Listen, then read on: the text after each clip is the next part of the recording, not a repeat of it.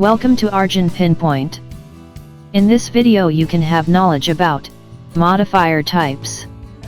Actually it is a keywords for classes, methods, constructors, and variables. There are 4 different types of access modifiers, namely, default, public, private and protected. First, default access modifier. For this, keyword is no need. It can access only within the same package. As an example, you can see here. There is a class dog, with default method display. In another class dog new, I trying to access class dog to here, but it shows compile time error. Because in package 1, dog class and display methods are declared with default access modifier. So if you try to access this means, it pop up the error that, compile time error. Next, public access modifier. It uses keyword, public. It can access from everywhere in the program or other package programs. Class, methods, or data members which are declared as, public. As example, you can see here.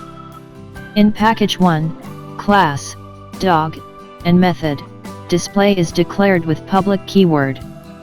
In dog new file, I trying to access class dog to here by creating new object for dog method, then it will be accessed, and it produce output that, hello world.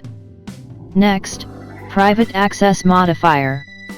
It uses keyword private, it can access only within the class.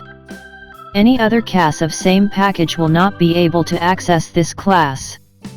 As example, you can see here.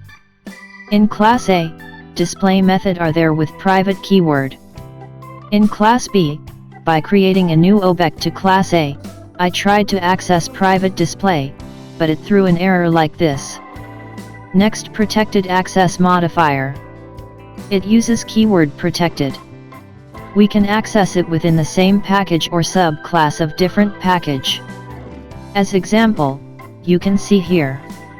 In package 1, in class A, display method are there with protected keyword. In dog new file, class A extended in class B, so class B is a subclass of class A. So, it produced display like this. In next video we can share about basic operators of Java. Thank you.